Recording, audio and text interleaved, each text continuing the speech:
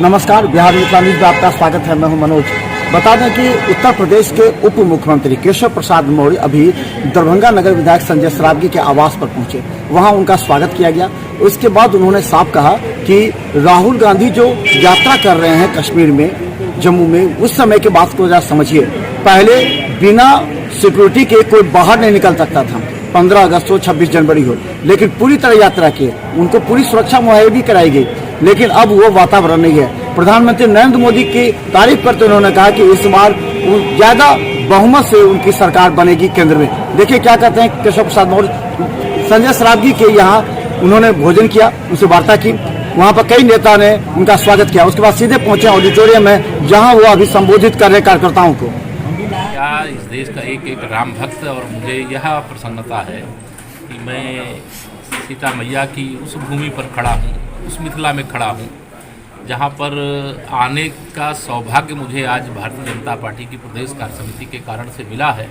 तो मैं सौभाग्यशाली समझता हूँ अपने आप को, क्योंकि भगवान श्री राम की जन्मभूमि पर भव्य मंदिर निर्माण के लिए एक लंबी लड़ाई 500 साल से अधिक की रही है और आज भव्य रामलला का मंदिर का निर्माण कार्य पूरा हो रहा है और भगवान शालिक राम जी के पत्थरों से रामलला की मूर्ति बनकर के आ रही है। हम सब भारतवासी एक भक्त के नाते भगवान का स्वागत करते हैं और सीता मैया को कल सुबह नेपाल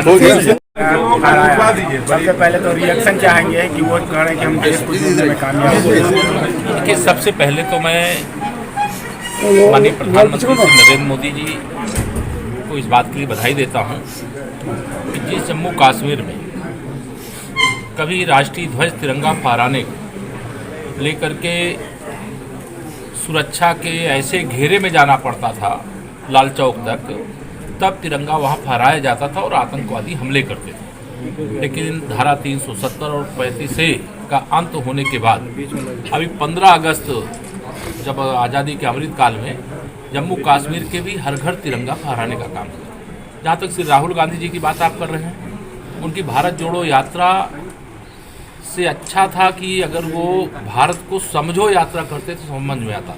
राष्ट्रीय ध्वज का सम्मान करना नहीं जानते, राष्ट्रीय ध्वज को फहराना कैसे है, कैसे उसका मान और सम्मान रखना है या नहीं जानते।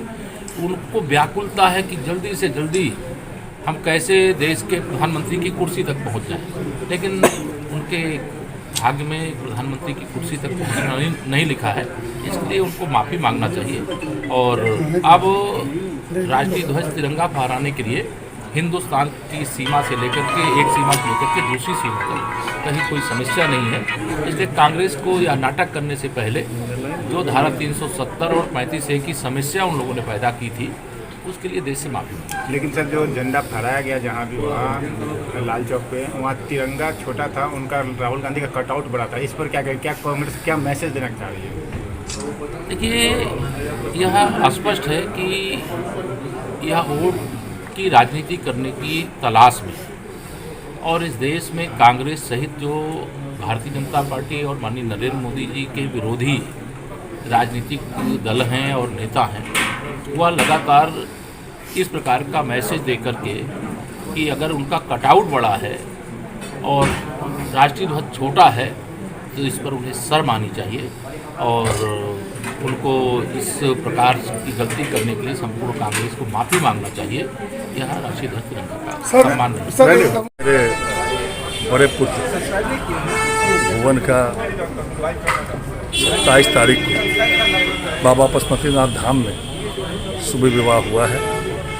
आज आशीर्वाद समारोह, तो सभी नेता, समाजसेवी सभी लोग आ रहे हैं। और आज उत्तर प्रदेश के उप मुख्यमंत्री आदरणीय केशव प्रसाद मौर्य जी मेरे आवास पर आए और मेरे पुत्र और वर वधू को आशीर्वाद दिए। और आज रिसेप्शन समारोह, आशीर्वाद समारोह पीटीसी में है। वहाँ भी पूरे बिहार भर के राजनेता हो, सामाजिक कार्यकर्ता हो, सभी तरह के लोग आएंगे और वर वधू को आशीर्वाद देंगे।